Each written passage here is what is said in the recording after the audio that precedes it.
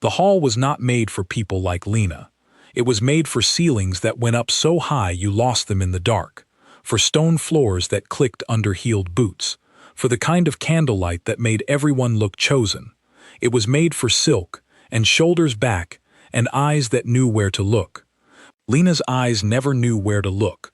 She was standing near the far left pillar, the one behind the decorative birch arrangement nobody had touched in 3 days, holding a half-finished candelabra that she'd meant to return to the storage room 4 minutes ago. She hadn't returned it. She wasn't sure why. Maybe because the moment she moved, someone would look at her, and the moment someone looked at her, she'd have to explain what she was doing there, and the explanation was embarrassing. I came to drop off flowers and forgot to leave. 19 years old. Forgot to leave a room full of royalty. The great ceremony of choosing had begun 12 minutes ago. She knew because she'd been counting. Not because she wanted to be there for it, she very much did not want to be there for it, but because counting was something to do with her brain that wasn't looking at him. She looked at him anyway. King Kale of the Ashvale pack stood at the head of the hall like something that had been there before the hall was built. That was the only way Lena could describe it, even inside her own head, where there was no one to judge her descriptions. He wasn't tall in a way that announced itself. He wasn't dressed in a way that performed its own importance. He just existed in a room, and the room reorganized itself around him without being asked. Dark hair. The kind of jaw that makes girls do things they later have to explain to their best friend. Eyes the color of the sky right before a storm decides what it's going to do. Lena had seen him 7 times before tonight. She hadn't counted that either. He was moving through the presented candidates the way someone moves through a thing they have to do. Careful. Present. Not rushed, but not here either. There were 11 women in the presenting line tonight. She knew this because she'd helped carry flowers to 9 of their preparation rooms this afternoon, which meant she had smelled 9 different anxiety perfumes and listened to 9 different people talking to their own reflections. One of them had said, out loud, to a mirror, "He will choose me. He has to choose me." Lena had set down the flowers and closed the door very gently. She understood wanting things that didn't make sense to want. She just didn't say it to mirrors. The candelabra was getting heavy. This was, objectively, the least important problem in the room right now, and Lena's brain had decided to dedicate approximately 40% of its processing power to it. The weight.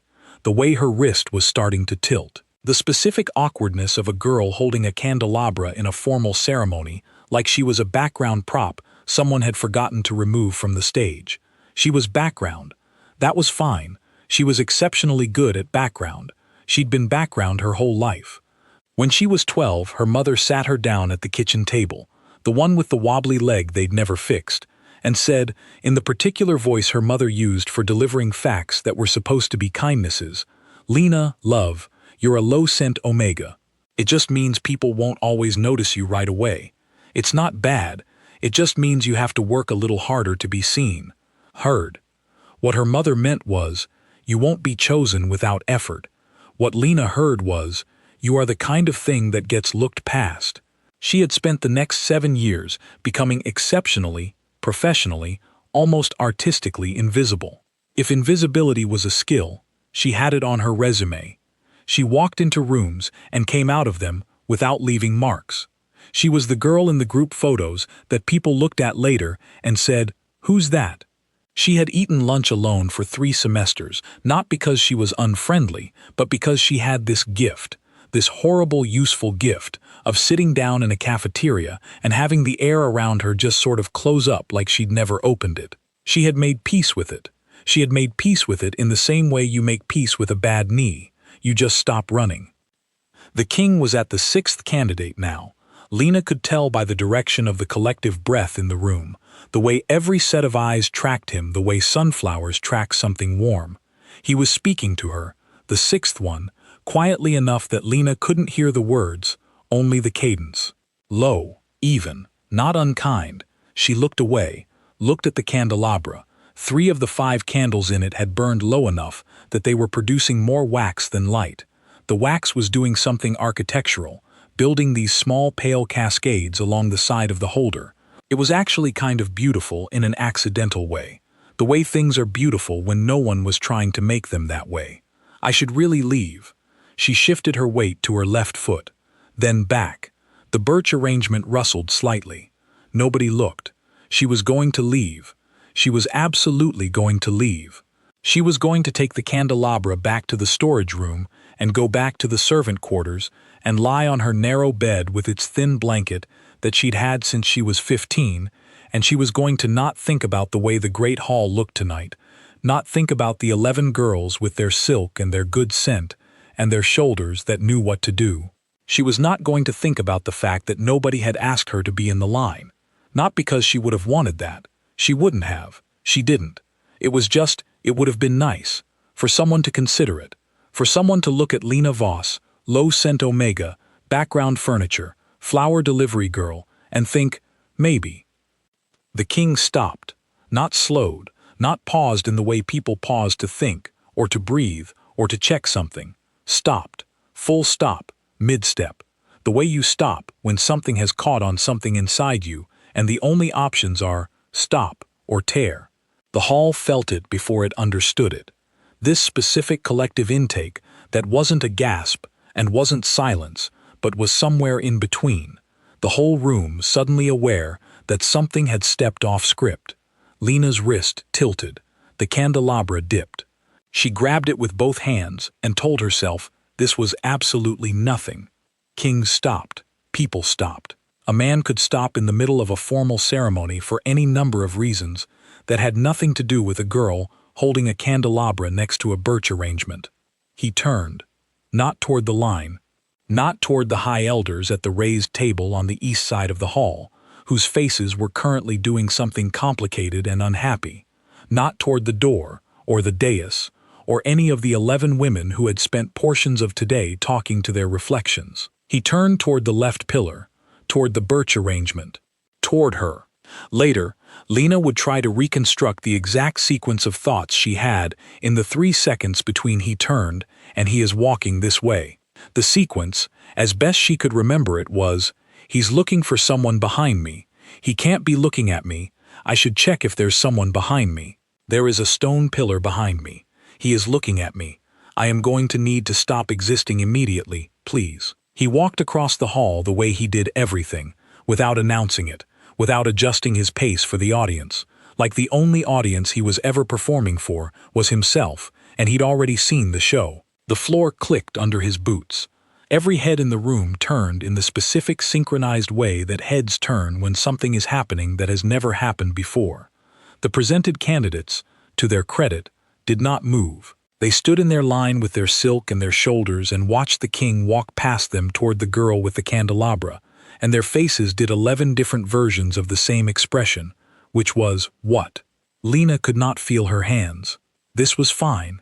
She didn't need hands right now. She had 2 of them, and they were both on the candelabra, and that was where they were going to stay, because the candelabra was real and solid, and currently the only thing in the room she was certain she understood. He stopped in front of her. Close. Not inappropriate close. Not the close of someone making a point, just the close of someone who had decided a thing and was now standing in front of that thing without apology for having decided it. She could smell him. This was the thought her brain produced, completely useless and entirely accurate. Cold iron and cedar wood, and underneath it something that wasn't a smell exactly, but more like the feeling you get when you're standing at the edge of a very high place and your body is deciding how afraid to be. He was looking at her face, not at her, not the quick assessment and categorization that most people performed without knowing they were performing it. Looking at her face, the way someone looks at something they are trying to read carefully, like they don't want to miss a word. Lena's brain said, say something. Her mouth said, nothing. Her mouth was making an excellent decision. You've been standing here since before it started. His voice was low, not the low of someone performing calm, the low of someone for whom calm was just the default resting state, the way some rivers run quiet, not because nothing is moving, but because everything is moving in the same direction. I was returning the candelabra, she said. The words came out completely flat, not defensive, not flustered, just stated. like a fact in a document, like she had prepared this sentence for exactly this moment and had been holding it very carefully for the last 3 minutes. He looked at the candelabra. She looked at the candelabra. They both looked at the candelabra together for a moment that stretched approximately 6 years. Something happened at the corner of his mouth. Not a smile. The intention of a smile, if a smile were a place you could almost visit and then decide not to. The storage room, he said, is in the opposite direction. She knew that. She had known that the whole time. I got turned around, she said. She had not gotten turned around. She knew this hall better than she knew most things. She'd been working it for 2 years, flowers and candles and the occasional table arrangement for pack ceremonies, and she knew every pillar, every draft, every stone that sat slightly higher than the others and caught people's boot heels when they weren't looking. He knew she hadn't gotten turned around. She could tell because nothing on his face changed, which was somehow more communicative than if something had. "I've seen you," he said. Just that. No before what, no in what context, no qualifier to make it smaller or safer or more explainable. "I've seen you." Lena's brain made a sound like a dial-up modem trying to load a page it did not have the bandwidth for. She stood there with the candelabra and the 3 low-burning candles and the small architectural cascades of wax, and tried to figure out what a person was supposed to do with 2 words that landed like that. "I work here," she said. "I do the flowers." "I know. So that's probably why. Because I'm here. For the flowers." Every ceremony, for 2 years. He had been counting. The king of the Ashvale pack, who had approximately 1,000 more important things to track in the running of a pack this size, had been counting the number of times she had been in a room. Lena looked at the candelabra again. The wax was doing a new thing now. Building a second cascade on the other side of the first one, branching off, finding its own direction. She had a completely irrational urge to point this out. "You don't present yourself," he said. "I'm Omega rank." "That's not what I asked." She looked up from the candelabra. His eyes were, she didn't have a word for the color of them. Not gray, not quite blue, the color of the sky at the exact moment before it decides whether to be one thing or another, which meant it was a color that wasn't committed to being any single thing, which felt, in a way Lena could not examine right now, like too much. "I don't have the right scent," she said. "Who told you that?" It wasn't a question. The inflection was flat, which was somehow more alarming than if he'd been angry. She recognized that particular flatness. It was the tone of someone who has already formed an opinion about what they're about to hear and is only asking for confirmation. "My mother, my old pack." She shrugged one shoulder. "Everyone, sort of. Everyone was wrong." She blinked. "He said it the way you say a thing that is simply true. The floor is stone. The ceremony started at dusk. Everyone was wrong, without drama or compensation for the weight of it. Like it was a correction. Like someone had handed him a document with an error in it, and he was noting the error." Lena did not know what to do with that. She did the only thing that made sense, which was to hold the candelabra more firmly and remind herself that the storage room was in fact in the opposite direction, and she had a specific, legitimate, non-ceremonial reason to be walking toward it right now. "I should return this," she said. "Yes," he said. He didn't move. From the east table, one of the high elders, Elder Dav, she recognized the red trim on his robe, had half risen from his seat, not standing. Half standing, the posture of a man who had prepared for many contingencies in his career and had not prepared for this one. Next to him, Elder Wynn was doing the specific thing that Elder Wynn did when he was upset, which was to arrange his face into total smoothness, which made him look exactly like a man who was extremely upset. The presented candidates had not moved. To Lena's left, she was dimly aware that someone in the 3rd row observation gallery, not wolves, just pack members who'd been permitted to watch, had grabbed someone else's arm. The king had not moved.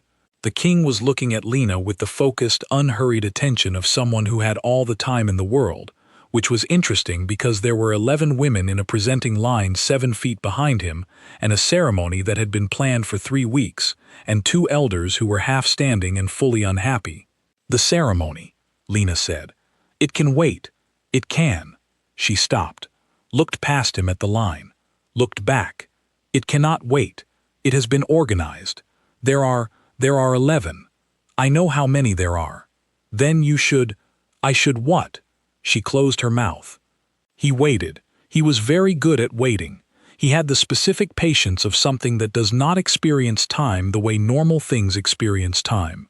Unhurried, not because he was slow, but because he was, somewhere underneath it all, completely certain. She hated it a little. She hated it in the specific way you hate a thing that makes you feel something you didn't give yourself permission to feel. You should continue, she said, quieter. I am continuing. With the ceremony. This is more important than the ceremony. The half-standing elder made a sound, a specific, diplomatic, highly controlled sound. Not a word exactly, more like the idea of a word. A sound that said, Your Majesty, in the same way a politely worded letter says, Please reconsider before you do this terrible thing. The king did not look at him.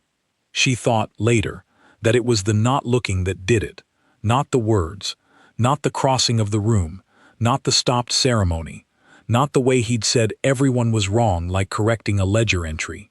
It was the not looking. Because Lena had spent 19 years in rooms where she went unnoticed, and she knew the mechanics of attention, how it moves, what it prioritizes, how quickly it reassigns itself when something more important comes along. She had been the thing attention moved past her entire life. She had become so used to it that she had started to read people's inattention as data about herself rather than about them. He's not looking at you because you're not worth looking at. She walked past because you didn't register. They chose someone else because your background. But he was standing in front of her, specifically, with an elder making diplomatic noises and a presenting line of 11 women with perfect silk and appropriate scent. And he was not looking anywhere else. He was looking at her, at Lena Voss, flower girl, low scent omega, background furniture. The girl who had once eaten lunch alone for 3 semesters because she had the gift of opening zero space. He was looking at her like she was the most interesting thing in the room. She was going to throw up. What's your name? He said. She knew he knew. She could feel it, not in a mystical way, in the way you feel when someone is performing a question they already have the answer to, giving you the space to say the thing yourself rather than have it said for you. She told him. Lena Voss. She said it the way she said most things that were about herself, with the slight bracing quality of someone who is not sure whether the information is going to land well. He said it back, not repeated, said, like trying out the weight of it, like he was deciding where to put it, and finding a place to put it that wasn't temporary. You've been doing the flowers since midsummer 2 years ago, he said. 2 years and 3 months, she said, and then immediately wanted to remove that last part, because 2 years and 3 months implied she was counting, and she wasn't. She just remembered, which was different, and also very much the same. One corner of his mouth moved again, closer to the thing this time. Do you like it? He asked. The work. This was such an unexpected question that Lena briefly forgot she was standing in the middle of a halted formal ceremony with 40-odd pairs of eyes on her back and an elder making noises. I love it, she said. True. Completely, simply true. No guard on it, no calculation about whether it was the right answer. She loved the work. She loved the physicality of it, the soil and stem, and the fact that plants were honest about what they needed, in a way that people mostly weren't. She loved the way a room changed when you put something living in it, even something small, even something that nobody would look at directly but that shifted the feeling of the air just by being there. She loved being the reason a room felt different without anyone knowing her name. She stopped. She heard that back, being the reason a room felt different without anyone knowing her name. Something tightened in her throat that she was absolutely not going to look at right now. Why? He asked. I'm good at making things better from the background, she said. It's kind of my whole thing. He was quiet for a moment. She could feel the hall behind him. Not restless exactly, but waiting with the particular held-breath quality of a room that has given up any pretense of not witnessing something and has simply committed to witnessing it fully. What if you didn't have to be in the background? He said. Lena held the candelabra. The wax had built a third cascade now, small and reaching, branching sideways off the second one. She watched it for a second. She thought about the question. Then I wouldn't know what to do with my hands, she said. He reached for the candelabra. She let go of it. She wasn't sure why. Her hands released it before her brain had finished processing the motion. Like some earlier version of herself had already decided this was fine, and had voted without consulting the rest of the committee. He held it. He looked at it for a moment. The low candles, the cascading wax, the slight tilt from where Lena had been holding it wrong for the last 15 minutes. It's architectural, she said, about the wax. Completely unbidden, entirely unnecessary. The words came out because they were true, and she was nervous. And when she was nervous, the filter between her thoughts and her mouth developed what she could only describe as a structural deficiency. The wax, she added, in case that wasn't clear. He looked at the wax. He looked at her. I've been watching it for a while, she said. The way it builds. I wasn't being weird. I was just, there's not much else to look at from this angle. You could have looked at the ceremony. I know. He waited. I was, she admitted, not at the ceremony. She stopped. He said, not finishing it for her, just returning the word to her to finish herself. She did not finish it. She looked at the candelabra in his hands. The storage room, she said. The storage room is, I'll walk with you. The sound Elder Dav made this time was more than an almost word. It had consonants in it. Not quite a sentence, but moving in that direction with intent. The king, still not looking at the elders, held out the candelabra back to Lena. She took it. Their fingers did not touch. She was very aware of the approximately 2 centimeters of space between their fingers. She was going to be aware of those 2 centimeters for a very long time. He walked her out. Not through the hall, through the side corridor, the narrow one that service staff used, the one with the slightly too low beam at the second bend that Lena had learned to duck in week 1 and still flinched at every time. She ducked. He ducked, too, without looking at the beam, like he had also learned it somewhere and remembered.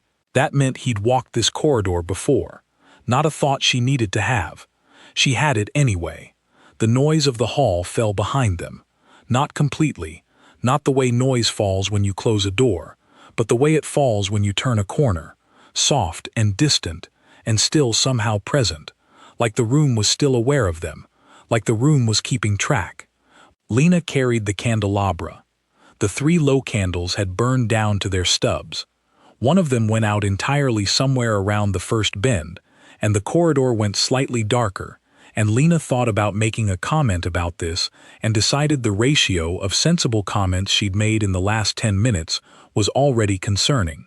You don't have to walk me, she said. I want to. It's a storage room. I know what it is.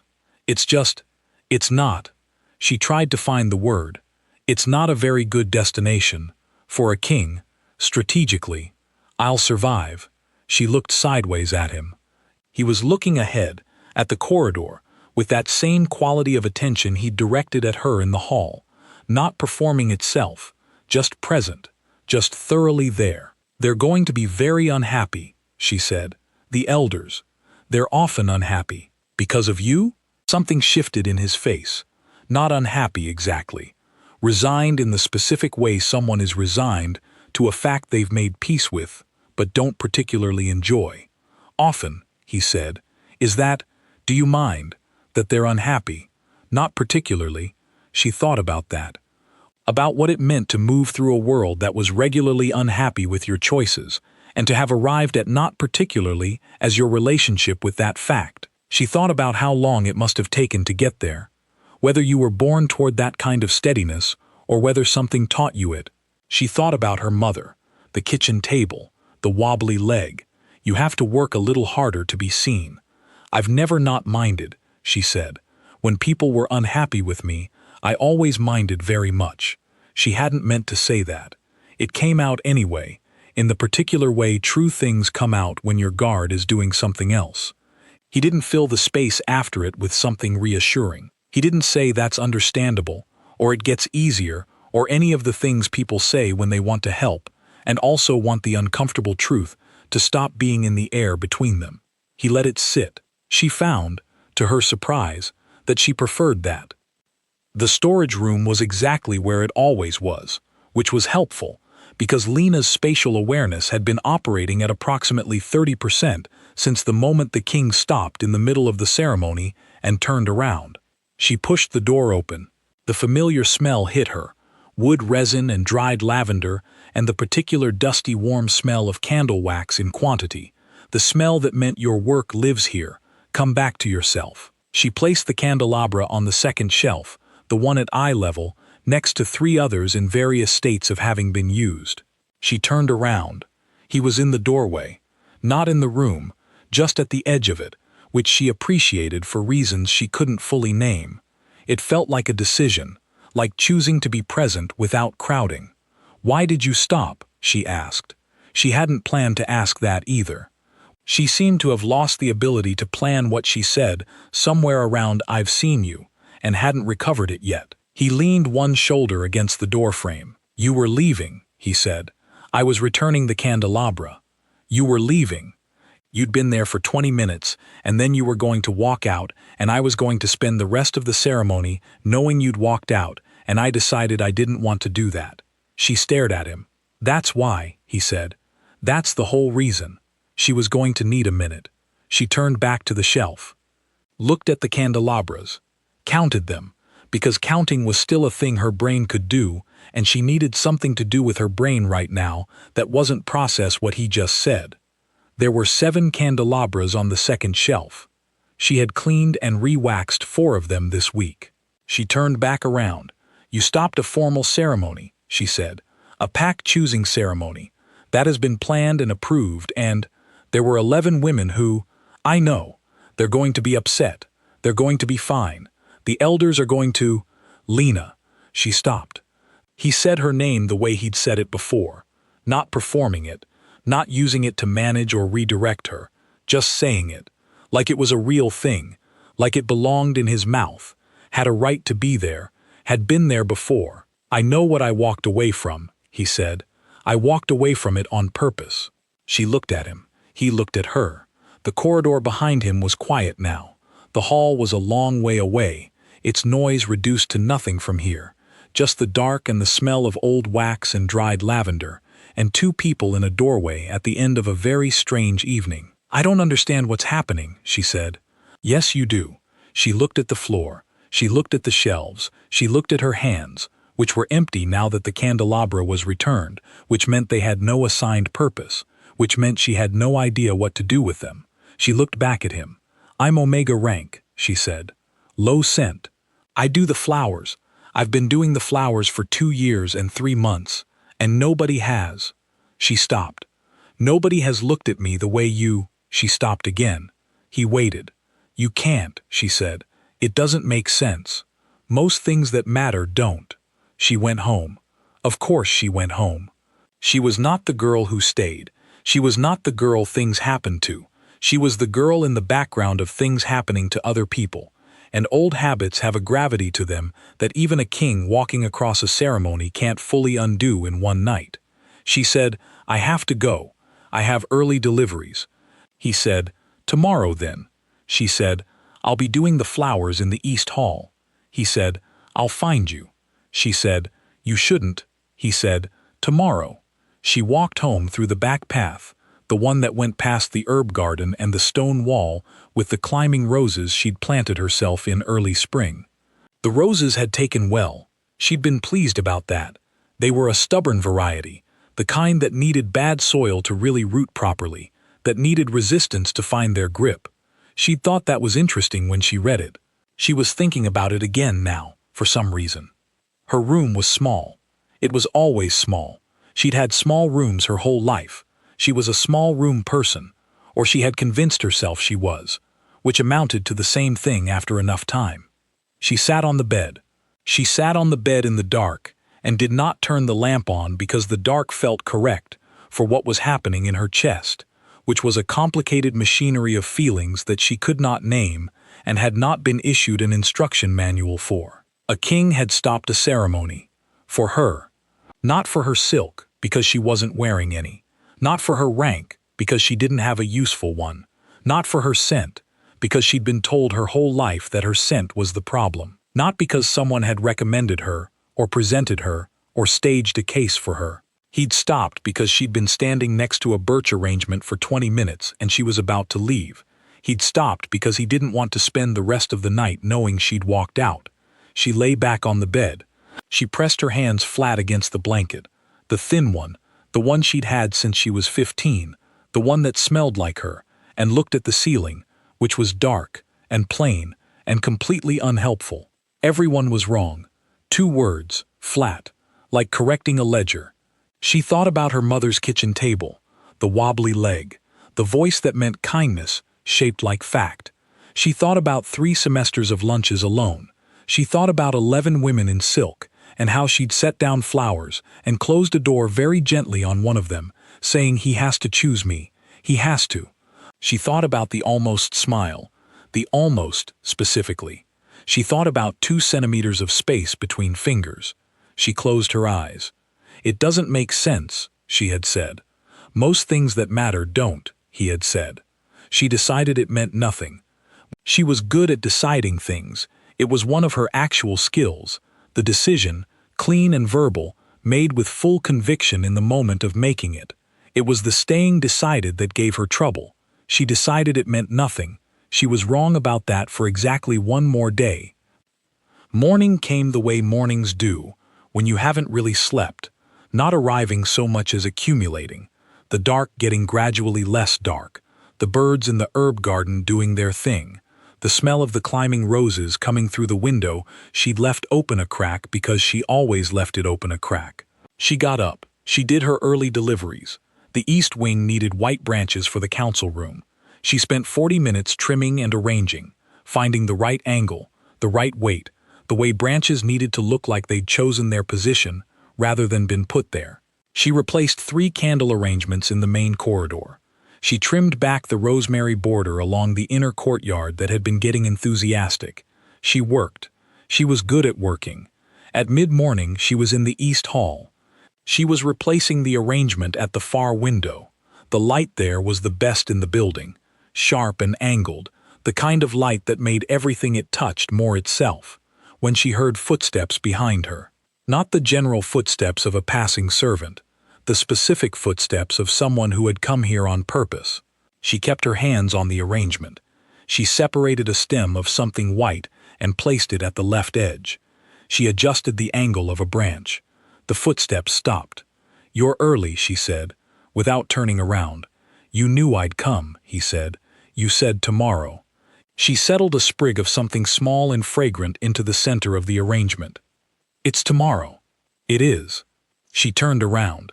He was there. No ceremony. No silk. No elder in red trim making diplomatic sounds. Just him, and the morning light, and the East Hall that smelled like fresh branches, and the rosemary she'd been trimming. He looked like himself. She thought that was the word for it. Not different in the morning, not softer, not more approachable. Just himself. The way some people are always entirely themselves no matter what hour it is or who is or isn't watching. She thought that must be a very good thing to be. "I brought you something," he said. She looked at his hands. He was holding a small cutting, a rose stem, dark red, from the climbing variety, her climbing variety, the stubborn ones she'd put in the ground in early spring. "That's from the wall," she said, "outside your room." She looked at him. "You knew where my room was," she said. "I've known for a year," he said, and said it the same way he said everything, flat, factual, making no apology for the weight of it. A year, he'd known where she lived for a year, which meant he had paid attention in the specific, deliberate, overtime way that wasn't the attention of someone who happened to notice. That was the attention of someone who had decided to pay it. She thought about counting, about the 7 times she'd seen him, about 2 years and 3 months. She had been counting too. She took the rose cutting. She held it with both hands, not like she was about to arrange it, just held it. The stem was short. He'd cut it cleanly. "The ones outside my room are new," she said. "I planted them this spring." "I know. I watched you plant them." "You, from the east corridor window." You didn't look up. She tried to remember planting them. The early morning, the soil still cold. She'd had music playing from her phone, something she liked, something with no words because she didn't want words yet. She'd been alone. She'd thought she was alone. I was singing, she said. You were, he said. She pressed her lips together. Badly, she added. Not badly, he said. The morning light was doing something specific to the East Hall. It came in at an angle that meant the lower half of the room was still in soft shadow, while the upper half was bright, and they were standing in the middle of it, right at the edge of where one thing became another. She looked at the rose cutting in her hands. The dark red of it was very dark. The stubborn kind. The kind that needed resistance to root. I'm still not going to know what to do with my hands, she said. I'll figure something out, he said. She looked up. He was not almost smiling. He was smiling. It was brief. It was real. It rearranged the whole room. She looked back at the rose cutting before she did something embarrassing with her face. I have 3 more arrangements to finish, she said. I'll help, he said. You don't know how. Teach me. She considered this. She considered the East Hall, the morning light, the 3 arrangements that needed finishing, and the king of the Ashvale pack standing in front of her, ready to learn how to put a stem at the correct angle. You'll do what I say, she said, with the flowers. I don't care who you are in here. I give the directions. I wouldn't have it any other way, he said. She almost believed him. She almost believed, standing in the East Hall with a rose cutting in her hands and the morning coming in at an angle and the smell of branches and rosemary and cedarwood all mixed together, that this was a thing that was actually happening. She believed it a little more each time he said her name. She believed it more than she planned to. She was going to need a new plan. Some things root in bad soil. Some things need resistance to find their grip. Lena Voss spent 19 years becoming invisible. It took one stopped ceremony, one walk across a hall, one man who already knew where the climbing roses were.